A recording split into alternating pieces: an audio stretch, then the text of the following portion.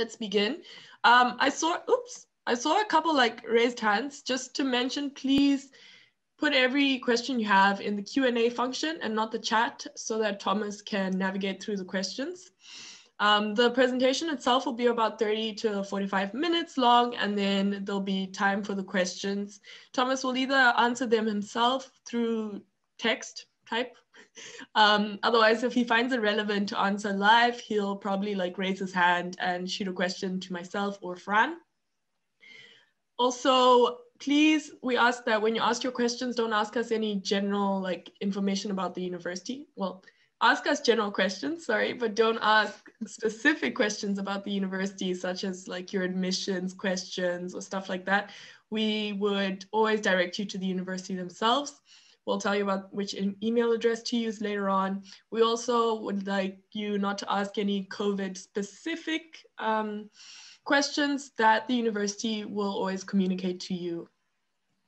So we're going to run down a few things. Firstly, about Maastricht itself. For those of you that have never like visited Maastricht, we'll just give you a lowdown of what's great about it. And then we'll get into the more important stuff that involve adulting, such as housing, transport, finances, that sort of thing. We really get into it.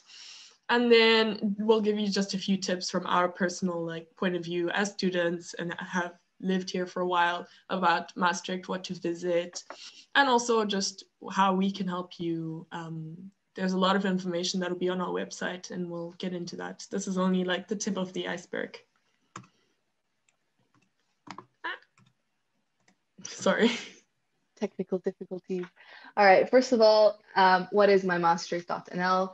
We're basically your one-stop information platform to help you out with anything you need when you come to the city that concerns living here, moving here, dealing with administrative things, or even just finding the best cafes or the best restaurants in town.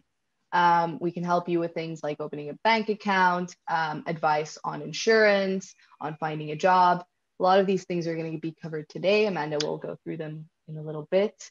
But yeah, that's what the website is for. Basically, it was created for students by students. So all the information is actually researched and kind of picked out by students who themselves needed this information at some point or other. So it's very relevant, usually to you. And we are supported by the municipality and both universities, so Maastricht and Zoid. So we are legit. Very legit. Is what we're trying to say. There's something to back us. Yep. In terms of our website itself, if you go, you'll probably see like our compass there.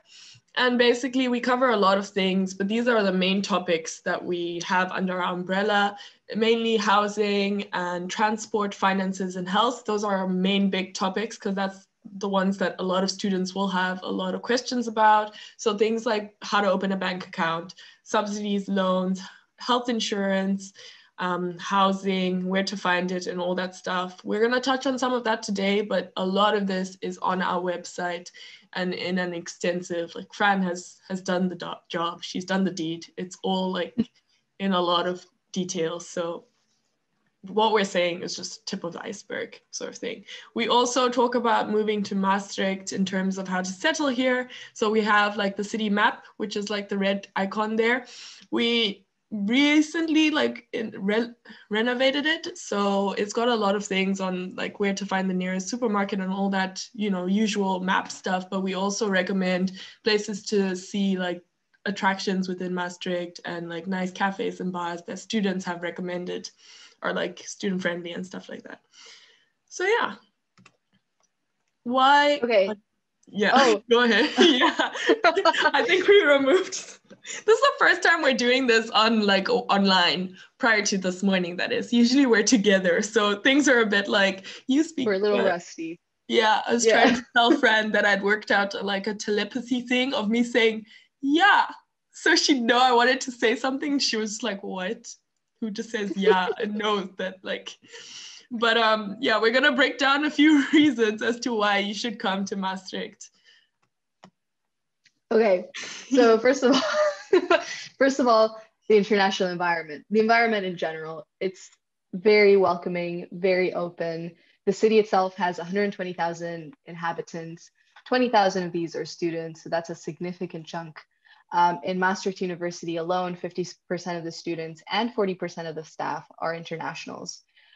So, you know, both Amanda and I are like from, I think, very different places, yet we still found a very, very happy environment in Maastricht, a very open armed, I don't know if that's an actual saying in English, a welcoming environment. Arms wide open kind of thing. But yeah, it's super nice. You see it like on the street. You see people from all sorts of backgrounds, all hanging out with each other.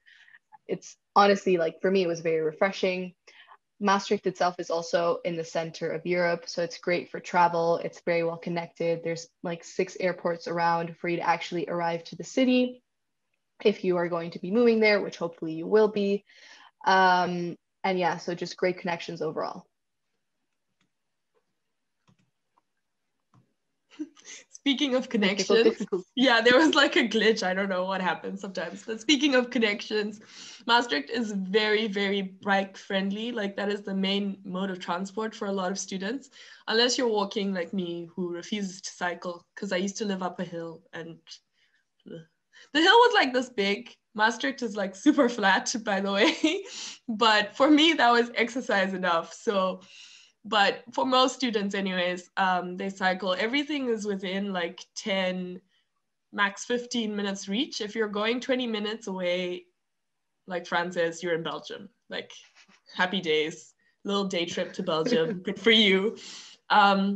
We will say that Maastricht is a really safe city. It's a really safe city, the Netherlands in general anyways. But the one thing that the Netherlands has down when it comes to crime is bike theft. Bikes are just like hot commodity here. So we always recommend that you get a really good bike lock. Myself and Fran's bikes were stolen, like our first bikes were stolen. Mine within the first 7 hours. I bought like a plastic lock chain thing. I thought that would do something, did not.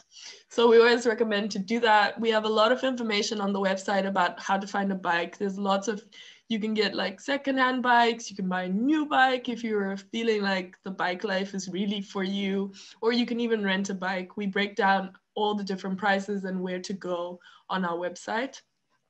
And other modes of transport, a lot of people usually get what we call an OV chip card. You'll find the information on our OV, sorry, I said that very Dutch-like. It's OV chip card.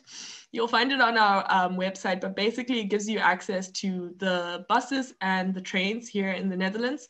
We always recommend getting this because if you pay like with your card or cash, it's more expensive than using the card. So normally you'd load money onto the card and then you just tap on, tap off whenever you're using the transport. And we always recommend, like, it's better to do this if you're a European student or a Dutch, like if you're a Dutch student, then yeah, you have this. But for some European students, you get study finance and you can get free transport.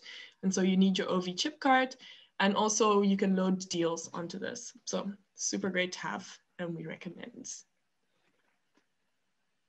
Okay, so the lifestyle in the city. Thomas is waving his hand. Let's just make it interactive. We've thrown the first question, and that's, good afternoon. I just wanted to ask how the weather is. I really don't mind gray weather, just not wind. What is your perspective and experience with this? Oh, there's some wind in like the winter time, especially. Like it's like Thomas was saying earlier, it's really mild, like central, like European type weather. The summers are really nice and warm. Winters are not that cold. I mean, for me coming from Zimbabwe, yes, it's freezing, but like it's better than up north, I would say. The rain hadn't rained that much this year. So I'm giving you like a whole weatherman report here, but in general, it's pretty mild. You might expect a bit of wind though. It is the Netherlands, but yeah. Overall, I think I found it very okay as well. I'm not there right now, so I don't think I've ever been there in winter properly, but I found it very manageable. And in regard to the rest of the Netherlands, Maastricht is rather unwindy. So if you're looking at the sea, it's like really crazy, and here it's actually doable. Yeah, true. Thanks, city in the guys, Netherlands. for joining with more questions. Another one regarding this slide is, hello, are there any specific bike lane rules? Yes, again, these are all on the website, but basic things like putting out your hand when you're going to turn, bike lane rules, I would say like stick to the right hand side if you're going a little bit slower so people can overtake you. Also bike lights, super important. You can get fined if you don't have a bike light. Helmets are not mandatory though, but working brakes, a bell for your bike, and bike lights are pretty essential. Again, all of this is on the website. It's very detailed. We also tell you what to look for in a bike, what bike shops you can go to, how much you can expect to pay. All of this is on there under transport. Proceed. What is easier to get around, by bike or by car? I'd say for Maastricht, definitely by bike. Sorry. Oh, for sure. Do not even think. I don't know. Sorry. Yeah. Go ahead. Yeah, it's such a small like city that you just be faster getting around by bike, and then also like car park, like very within the city center, it's really hard to find car park, or it's like really expensive. So definitely bike. Also stressful. There's so many bikes. I've not been in a car often in Maastricht, but there's so many bikes that I was like in the back seat and I was stressed at like being in a car with so many bikes around. So definitely easier to just get a bike, better for the environment, cheaper for you. So yeah, that's what we recommend. I'm so sorry. I saw the donor question. Yeah, same. I just saw I have to like address this because it's my kind of person. That as well. Can I please shout out McDonald's Box? You guys know I'm a big fan of McDonald's Box, but this is, in my opinion. Sorry, guys, it's doing. Oh yes. Wait. Yeah, so there is good kebab, and doner, and Fran's favorite is McDonald's Box. You can find a couple on the map actually. Yeah, check out the map for this kind of stuff. I like the one by the station. Just as you arrive. As a German, I have to add that the doner is not the same as in Germany, though. Yeah, for sure not. Good, but it's not the same level. But that's also Yildiz, right? Yildiz has good doner. Yeah. Okay. But like Germany is literally 30 minutes away, so if you're looking for a day trip to go get doner, you can also do that. I appreciate that question though. All right, lifestyle. Kind of a nice segue into lifestyle. There's plenty of great bars and restaurants in Maastricht, including dinner. Right now, unfortunately, it will mostly be takeout.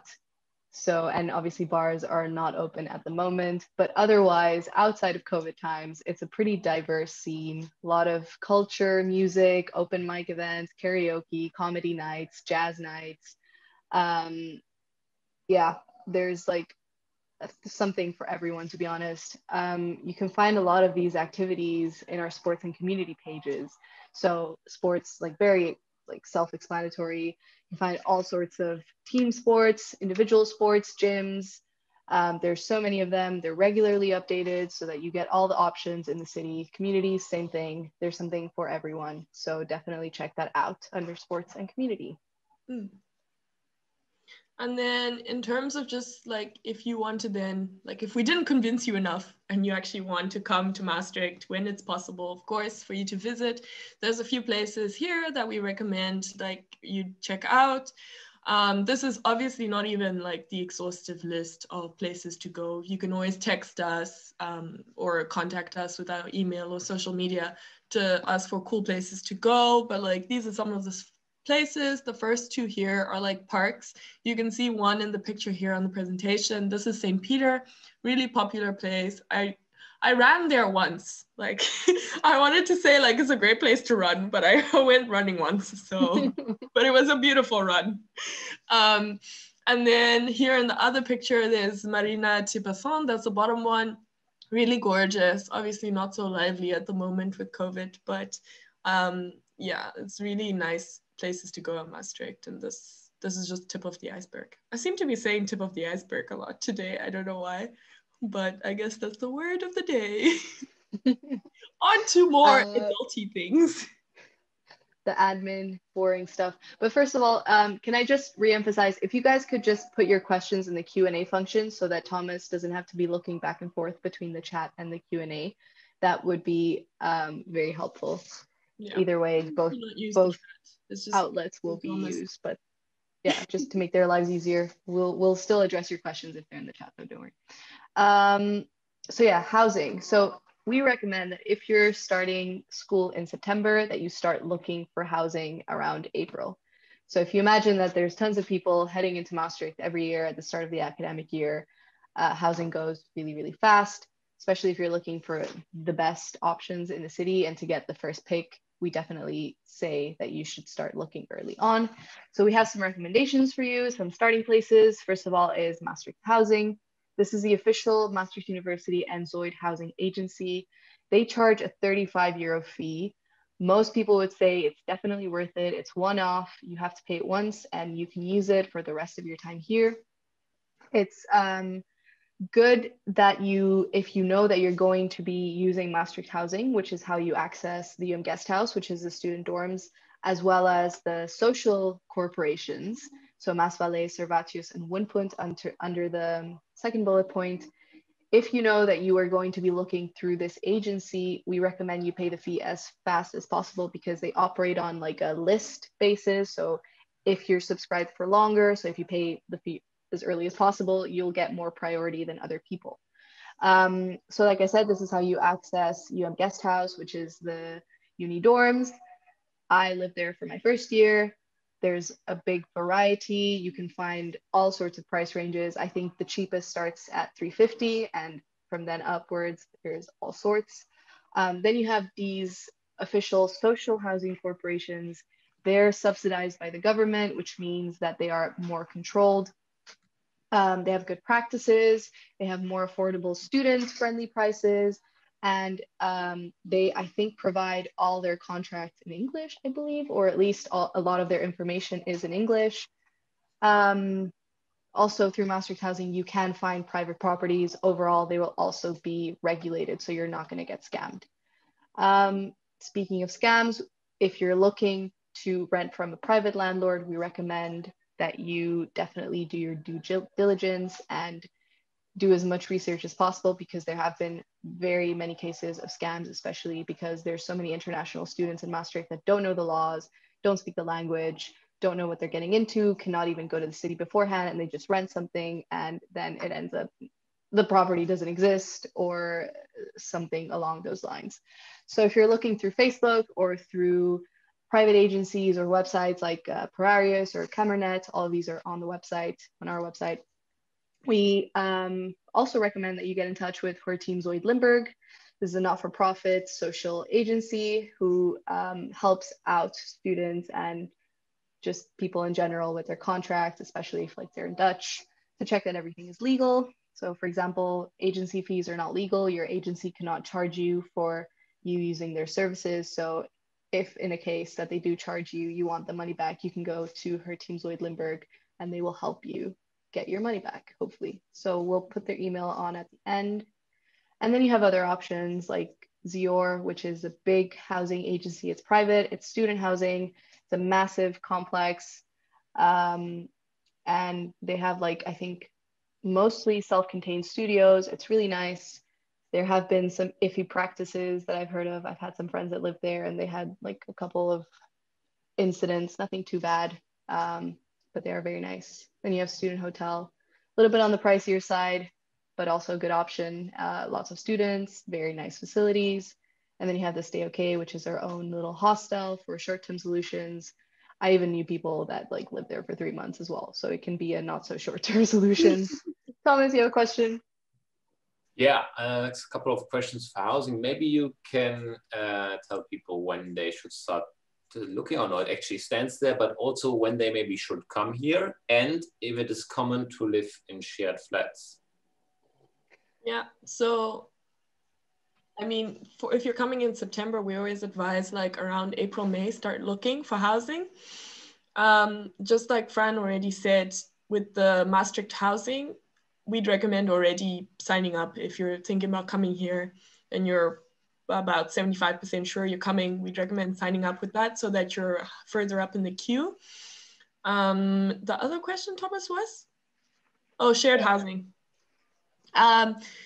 We would, especially now, given like COVID and everything, we would really recommend, like, especially also just for your first year in general, like getting shared housing. It's really common here to meet people, and it's just nice to have people around. Like, I live alone now, which is fine. Like, I've made my connections and I have my people, but I do kind of miss that, like, especially now with the world being as it is now, I do miss having like people to cook for, or like, you know, someone to talk to at the end of the day about my day or something like that. People to cook for.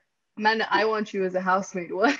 You want to cook for people? My first housemates were Italian, so they would cook for me. But like, as time went on, I was like, oh yeah, I know these Italian dishes. I can make 2 of them. But anyways, just rotate. So yeah, we'd recommend it. Fran, your experience or anything? Yeah, like I lived in shared housing for my first year. It was great to make friends. A lot of my friends are still from my first place where I was living. You can find tons of offers of people just saying we need a new housemate on Facebook. There's a lot of this stuff, even through Maastricht housing you can find. So I think most of the offers will be for shared housing. Yeah, I would definitely recommend it, especially if it's your first year. It's like the authentic student experience, at least in my eyes, and super fun. Of course, pros and cons come with all sorts of housing, right? But Yeah. Wait, I'm gonna turn on another light because I feel like slowly it's just gonna seem like my body is floating in darkness. So give me a sec. I'll just move to this slide while Fran is away. This is just a brief overview of like your expenses and just how to earn money here. There's obviously more on our website. But on average, a lot of students pay about 450. This is usually a like shared housing with other students, maybe like 3 other students or something like that. But you can find housing from about 350. And then if you're looking for like something fancy or like private like studios and stuff like that, you can go up even further than 700 even if you wanted to. And then apart from your like rent and stuff like that, so rent and service costs, we'd say usually on average a student pays about 300 for like living costs. That's your groceries, going out wherever you are going in this current situation, which means saving extra money, I guess. But like also keep in mind if you're studying things like Fran studies law, so sometimes she buys textbooks.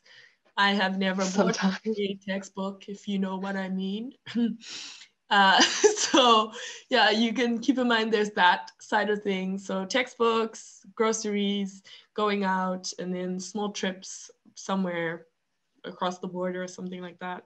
Yeah. Man, I'm just gonna interrupt you for a little bit, but I forgot to mention with the housing thing, always check that your rent, if your rent includes service costs and utilities or not, because a lot of the time they can advertise something as like 500 euro, but then there's like 150 euro in gas, water, electricity, and other costs. So keep that in mind as well. Yeah, especially I think some things like Seor, she already mentioned. Yeah. Really nice houses. We're not like saying anything bad. We're just saying be aware of what you're paying for and always be diligent. And then, just one more thing. If you cannot see the housing in person, ask for a video viewing. Yeah. Like essential. Ask for video viewing. All this information is on the website, and her team Zoid Limburg are great with solving these kind of situations with scams and stuff.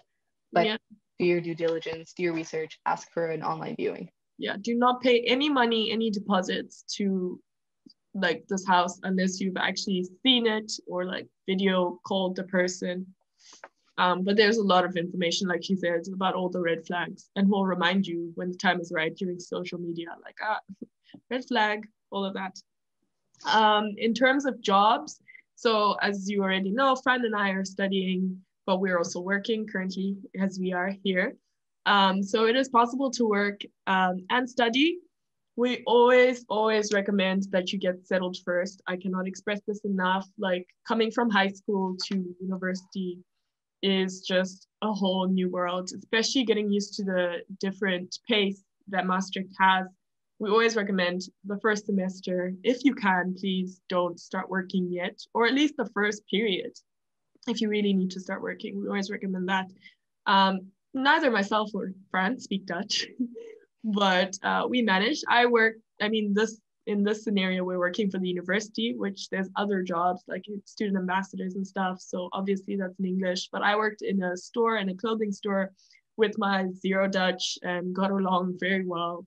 The town is very international, and a lot of the employers, like a lot of the stores, are very used to hiring students at this stage. So it's very possible to find a job even though you don't speak Dutch, although it is highly appreciated. I can't tell you enough the amount of times someone would say something to me in the store and I was like, I don't speak Dutch. And then you kind of see a small frustration on their face.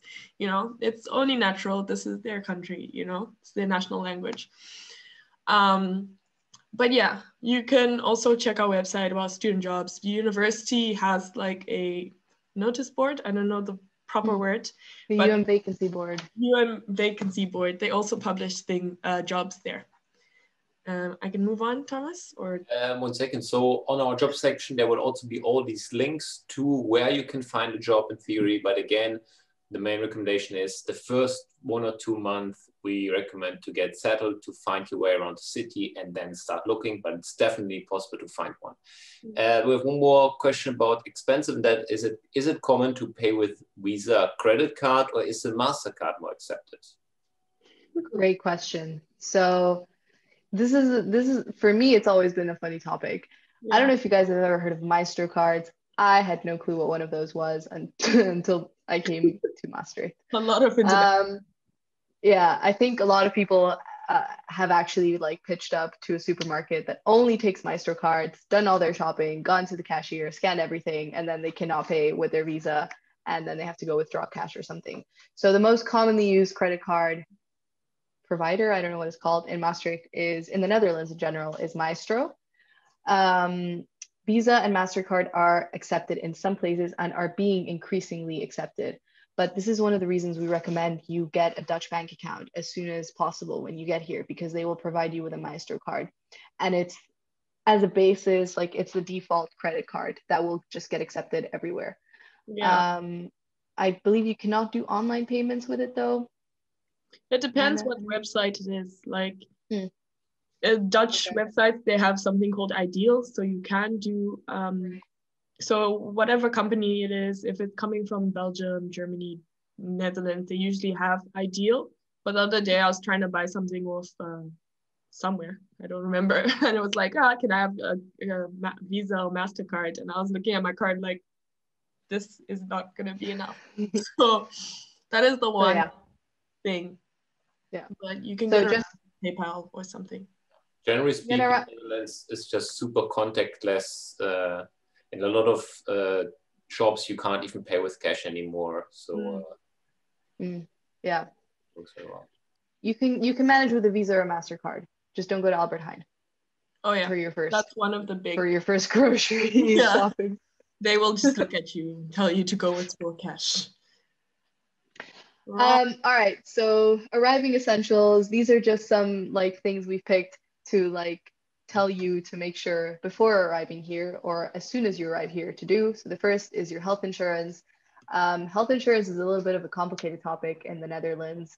Generally speaking, if you are from the EU, you will not need to change your health insurance when you get to the Netherlands. That's if you have the European health insurance card. If you're going to get a job, you do definitely need to get out Dutch health insurance. I think if you're over 30, you also need to get out Dutch health insurance. All the requirements are on the website. There's a very nice flowchart created by the International Student Help Desk that takes you along, and according to your particular situation will tell you if you need to take out Dutch health insurance or not. But make sure before you arrive here that your insurance does cover you. I don't know if it's just me. What? Do you not hear me? I think Amanda is currently frozen. Frozen, yeah. But we will keep on talking and hopefully she will be back. She's back. She's back. Hi. Yes, you're back. Your Wi-Fi froze. I thought it was we're you good. guys. I was like, oh my gosh, they both have to be into it. All good. Welcome All to. right. Welcome to bad Wi-Fi. Yeah. Number 2, register with the municipality. So this is one of the first things we tell people to do when they get here. You can do this online. It's nice and easy now. Before you used to have to go in person and do a bunch of things. Now you can just submit your documents online, check beforehand what documents you need, if you need to have them translated, validated, things like this. Especially if you're coming from outside of Europe, it was a hassle for me to get all my documents after I had actually arrived in the Netherlands, all the way from Argentina. Registering with the municipality will give you your BSN, your burger service number. I'm not even going to attempt to say that in a Dutch accent. This is like your social security number. It's really important. You need it for basically all your administrative things. The municipality will ask you for it. The Dutch government will ask you for it. I think even, yeah, okay, never mind, I'm not gonna say that. You can also use your BSN to apply for a DGD. This is your digital identification. You need it for a lot of administrative things with the government. It's just going to make your life easier if you want to apply for subsidies, if you want to get health insurance, if you want to receive messages from the government without having to go to the post, or send messages to the government without having to go to the post. Your DigiD will just save you so many hours. So we recommend you also get your BSN from the municipality and then immediately get a DigiD. You can do all of this online. The last thing we recommend is that you get to know your neighborhood. So we have a very nice city map for this. It's curated by students. We basically had a poll where students just submitted their favorite spots, and we put all of them together into this very nice map that we're also currently updating and renovating and making extra nice and pretty for you. So it's got things from restaurants to scenic places to supermarkets to dentists to GPs. Everything you can think of is on there. So yeah, we also recommend that maybe even before you start looking for housing, that you search up your the different neighborhoods and you see what places you prefer, or what places you like, or what place is near your faculty. And yeah, I feel like I talked a lot, Amanda. Yeah, sorry, I was just reading, Fran. Yeah, I am from Argentina. Yeah. Is someone here from Argentina? Yeah. Oh, she says me too. Oh, I didn't see that. Awesome. Yes. Sophia, I am from Argentina. That's awesome. I actually know no Argentinians in Maastricht. Really? I think I met one girl and never saw her again. Oh. Did not communicate too much afterwards. So yeah, just to reiterate, a lot of this and more, like I said, tip of the iceberg, it's on our website. Y'all are gonna be sick of me by the end of this, but a lot of this is on our website. We still obviously have a lot more time for questions, so like shoot, but we just wanted to make contact and introduce ourselves, because even in my second year, I found a lot of the stuff still helpful for me on the website, that is, in terms of my housing or stuff. I even used one of our documents recently, and I've been living here for 4 years almost. So we're really just here for you guys and all your questions, and to help you settle in and enjoy Maastricht like we have. Well, I can speak for myself, I have enjoyed. Yeah, me too. Yeah, the next thing is just a couple of last little administrative things. If you need a visa, the university visa office will actually contact you. I had no idea about this, but they actually get in touch with you, which is awesome. You have to do nothing. The second thing, well, if you do have any doubts though, you can always email them. The email is on there. If you want to apply for a scholarship, or you have any general questions about the university, your course, and a bunch of other topics, you can also contact, oh no, this is just a scholarship. If you want to apply for a scholarship, you contact the scholarship office, none of the other things I said. Then if you want to ask any more general questions about your uni, your faculty, you can always email the SSC. They're super nice, they speak Dutch, they can help you out with so many different things. Their email is all on there. So just take a screenshot and just shoot your questions. Thomas has a question. Yeah, we are getting a couple more questions. Maybe we start with, because we just talked about, what's the difference between BSN and the DigiD? So you go. Okay, so your BSN is your citizen service number. So this is your Yeah, I don't know. Social security number. Social security, that's the word. So that's your social security number, and you get that as soon as you register, and that is linked to your BSN. Your BSN is basically like your digital login. It's your one-stop. Sorry, your DigiD. Sorry, that is like your digital login, and it's your like one-stop shop number for everything in terms of applying for taxes or your health finances and all of that. You can kind of log in with your DigiD. Whereas normally, and it's linked to your BSN number, so they always like look up things and say, oh, that's the person under this BSN number and stuff. I don't know what to add besides that. I would add that it's very easy to apply for it. It's all on the website. We have a dedicated guidance document for it with a step-by-step process. You can do it from your phone. And it's just convenient because it links all of your information together in the eyes of the government. So it means that even, you know, just for applying things, it just kind of like has everything in there. You don't have to go to all sorts of different places, get in touch with different people.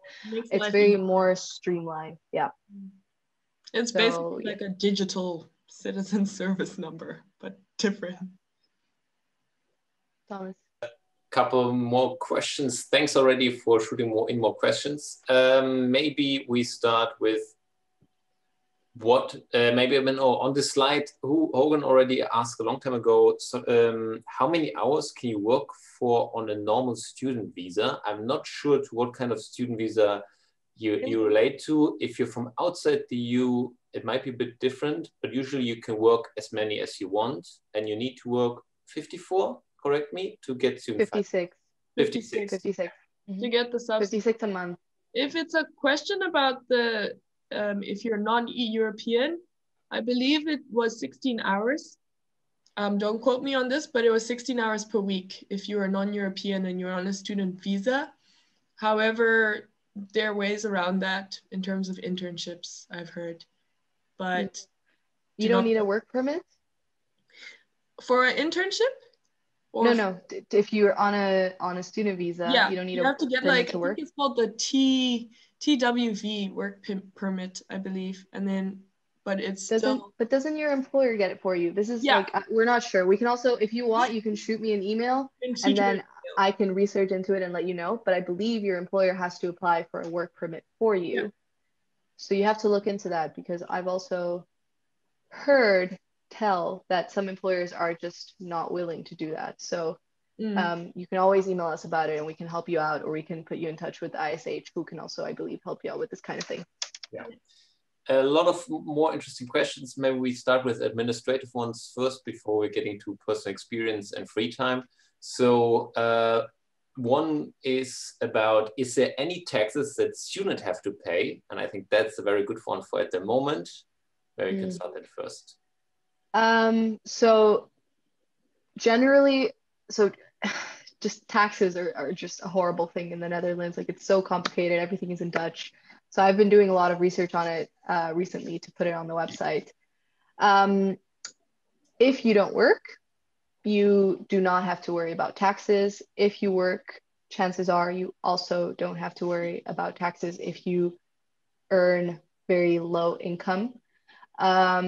Still, they do recommend that if you are getting an income, that you still file your taxes and that you apply for a tax return, because then you can actually get some money back.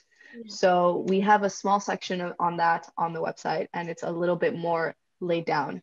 Taxes that you will have to pay that are not on income are the waste levy taxes. These are the municipal taxes, and they have to do with like waste disposal and water and things like this. And it's a yearly bill. So if you live in, for example, shared accommodation, one person in the accommodation will get this bill. And what tends to happen is everyone living in the accommodation will split it equally, and then it gets paid by the one person. So this is a tax that everyone has to pay. You can sometimes find a way around it. Let's say if you are under a certain income bracket, you can apply for an exemption from this tax. It's called BSGW, but it's on our website, and you don't need to think about it yet until you move here. Come here. But the information. Yeah. It's there, and it's very nice, step-by-step, translated, everything in English. Then when do you recommend arriving before starting university?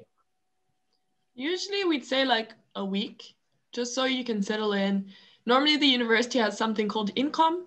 I'm sure you may have heard of it today. And that happens the week before. But even if you don't attend, we'd say like up to like, you know, a week or even like 3 days before, just so you can check out the neighborhood. You can see some stuff on our maps that might be like interesting sites to see or places to visit, and just like get to know your area. If you have the time and you might even want to join from beginning of August, income is mostly mid-August, so then you might even have 2 weeks to really get settled with everything you need, check out your neighborhood before, then have less stress doing income and join the intro days, and then you're already in 1st of September a bit more set to start with your studies. But as Amanda said, you can also just join the intro days, which will be a week before the actual start of semester, and that works for many people as well. Then we have a lot of personal experience questions, which I think are very interesting as well. What made you guys choose Maastricht over other Dutch cities? And what's the best place to buy food, fruits, veggies, any markets, or are there any other international cuisine grocery stores? Ooh, nice. But yeah, so I'll just like give mine first. So the reason I went for Maastricht was, there were many reasons actually. So it's the most southern city in the Netherlands, which in my mind just meant less rain, less cold, less dark. I really liked Maastricht University and their system in general, how it works. PBL, which is problem-based learning, which is a little bit different from other universities. It's not the classical style, but I really like it. It really worked for me. The city itself, to me, was a very appealing thing. I liked that it wasn't as huge as like as bustling, let's say, as Amsterdam. It's very easy to like settle in, to get to know your neighborhood. The people are super welcoming. Limburg is like a really nice kind of very homey area, I think. The people are just super, super welcoming. I think those were my main reasons. Mine was, it was more a bit course focused. I was looking at either Germany or the Netherlands, obviously in English, but I was looking at data science and artificial intelligence, and this was one of the few places. So it was not in a like, oh, Maastricht, you know, I didn't know anything about Maastricht. I'd never even seen it. I'd only seen pictures from like the university, but I'd say the city and the people is definitely the reason why I stayed on to do my master's. Like once I was here, like I just fell in love. I really love it here. And like Fran said, it's not like the biggest place, but for me, somehow there's always something to do and there's people to see and stuff like that. In terms of, I think it was that first question up there about best place to buy fruits, any markets. Thomas is like the whiz on, I don't know if you want to answer it first, Thomas. As you say, there is a market every Wednesday, and especially Friday market, especially in non-COVID times, is very famous for Maastricht, fresh fruits. But there are also other places which specialize exactly on vegan or vegetarian options. There is one where you can order from local farms around. Yeah. There's a special place that focuses on sustainable materials. So lots of options, definitely. With more international places, there's Yildiz, which is the Turkish shop for local. It's awesome. Like it's great for so many products. I love it there. There's also I said summer barbecues were sponsored by Yildiz. There's also, I don't know the name, but the Asian market, I call it at least. Well, I don't know, Magnificent Oriental, something like this. Yeah, it's basically a massive Asian market. It's got products from all over the place. Again, you can even find fruits and vegetables, which I recently found out. Yeah, it's like I could spend hours there. There's so much stuff. I always go, but then I get overwhelmed by the amount of options. So I get stressed out and then I never buy anything because I just want to buy everything and I can't. So there's so much. Yes, even also the food bank, so where people bring the remainings from the markets and then people cook together and prepare their own vegan or vegetarian options. Highly recommendable as well. It's such a great way to meet people. Yeah. There's a question Yeah, it's awesome. that says, is food shopping expensive? I just thought we'd cover that one. I lived in a big city prior to this, so it's definitely cheaper. There's obviously the two main like big supermarkets in the Netherlands are Albert Heijn and Jumbo. One of the two main anyways. They're a bit pricier than, let's say, Aldi, Lidl. But in general, it's not too bad here, I would say. Compared to where I lived, it's definitely cheaper. And with the market, like Thomas mentioned, like fruits and veggies are definitely cheaper at the market. So every Wednesday, Friday, you can get them there. There's also meat there. I'm very curious about the top question that's still standing there, because I never asked you that. What surprised you the most about living and studying in Maastricht? Ooh, good question. For me, was that Maastricht. Oh wait, do you want to go? You go. Well, go ahead. I'm gonna. Someone asked me about my data science experience, so I'll just type that while you tell them. Okay. For me, it was that. So Maastricht is like, you on paper, it's like very quaint and like small, cute little historic town. When I actually got here, I realized there was a little bit of like an underground vibe that I really like. A little bit more like, I don't know, like subgenre kind of thing. I don't know. I thought it was like very cool.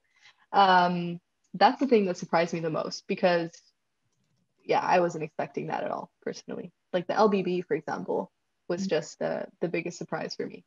Or Mandrill closed, but I'll say mine is pretty like similar. Like I had never heard of Maastricht, like I said, when I came here. And even when I told people I'm studying in Maastricht, to this day, people ask me, how's Amsterdam? Like, I just don't know where the place is. So for me, I kind of got into that mentality, like, oh, I'm just like in a little town. But I was so surprised by the amount of things there are to do here. And like, they used to be, it didn't happen last year, but every like springtime, there's like a festival at the park. And it was like, well, people from outside of the Netherlands were coming to this thing. And I was like, how do you guys know about the city? How do you guys just, there's so many things that happen here. There's this big art, I've forgotten the name. I was meant to go last year, Thomas. But the big art exhibition. TFAF, yeah. TFAF, yeah. Kanye West came to this thing too. That's huge. You're like a fan of him still, but anyways, like it's like who knows about the city? And then I'm just pleasantly surprised. So that was. I can only agree to that. Also, the nature around the city is beautiful. If you do like cycling, I can highly recommend coming here as well. That's amazing. Wait, Thomas, I'm sorry, but if you guys are into that, definitely shoot us an email, because Thomas is our in-house expert on anything nature related in Maastricht. Yeah. So text us. Take this opportunity.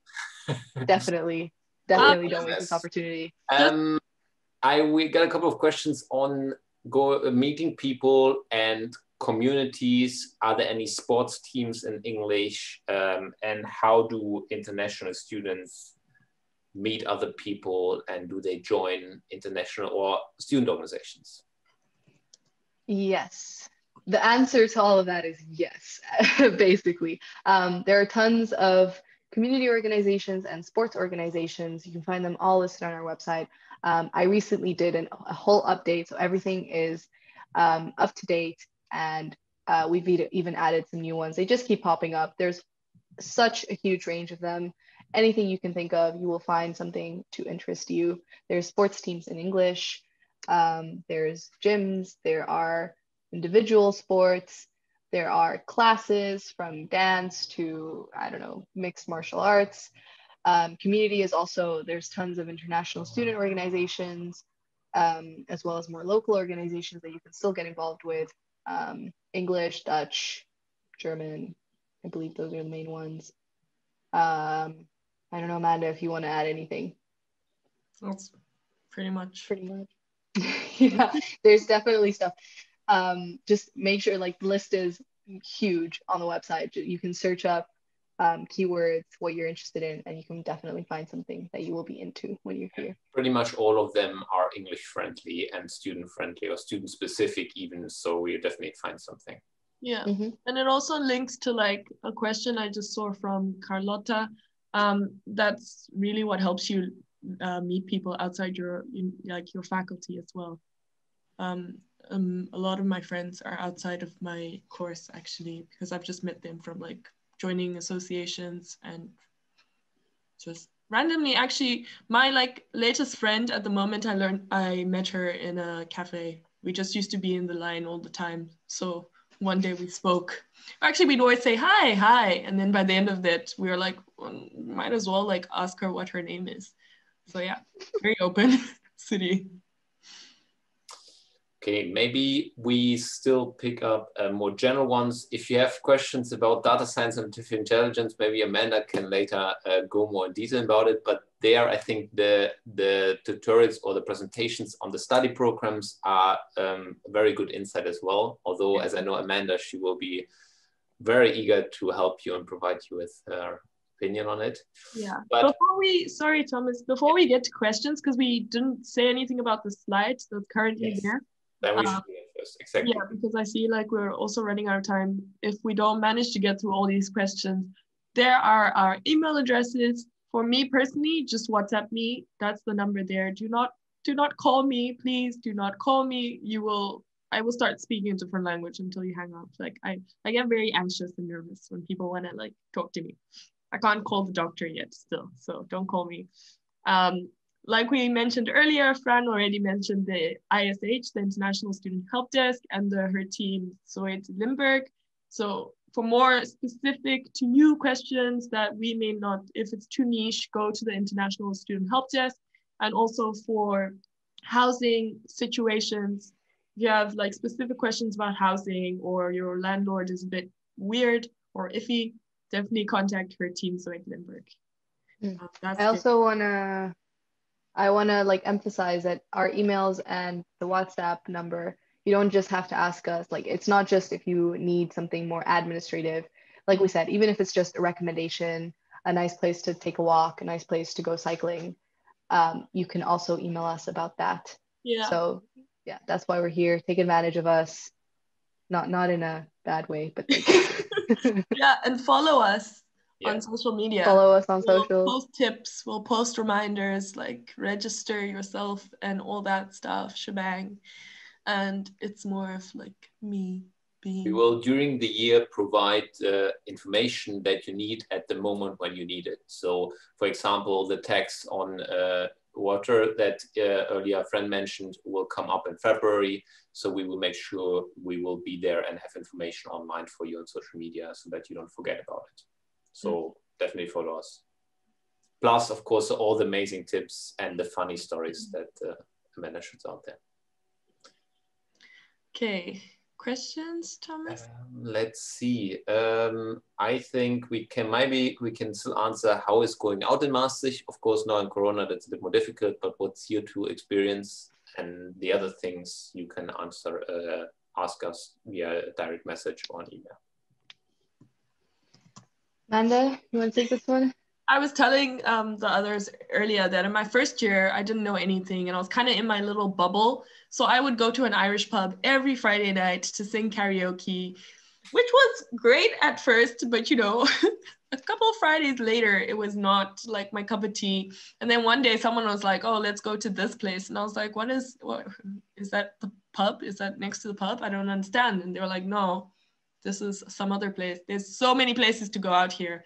Fran already mentioned LBB, which is really like alternative rave kind of vibe. I don't know why I did this, but it's great. It's not like big, it's awesome, but I prefer this. I really prefer this. We have one big nightclub right now. Of course, it's closed. This is Complex. Some pretty big names have actually played there. I have friends that are into techno. I don't know much about it myself, but you know, they seem to really like Complex. There was also, did it close, the lab? I think the lab closed, but they used to host parties, house parties all the time. It's been my second year. A new podium just opened, so really the biggest one now in the south of the Netherlands, the Muziekgieterij, where they can host up until 1,000 people in one room, the other one up until 500. So that where also parties are hosted. Of course, not now in Corona, but let's hope that in half a year or so that's possible. Be open again. Yeah. There's so many bars, all sorts of restaurants, all sorts of cuisines. And like I said, it's a student city, so house parties galore. And yeah, definitely a lot to do, guys. You will not be bored. Yeah. And I think we call it the wrap now. Thanks everybody for joining. If there are more specific questions, please do not hesitate to write us an email or contact us via WhatsApp, Instagram, Facebook, whatever you name it. We are findable nearly everybody under mymaastricht. This webinar was recorded and will also be available at the Bachelor Open Day platform, as well as on YouTube and on the event page on the Bachelor Open Day. So if you missed parts of it, for example, the questions about housing or jobs, which we already answered previous, you can look back there. And for the rest, have a nice day and weekend. Yeah. Thank you for joining. Follow us on Instagram. Amanda and Nadja, and hope to see you in Maastricht next academic year. Yes. Say hi if you see us on the street. Bye. Bye.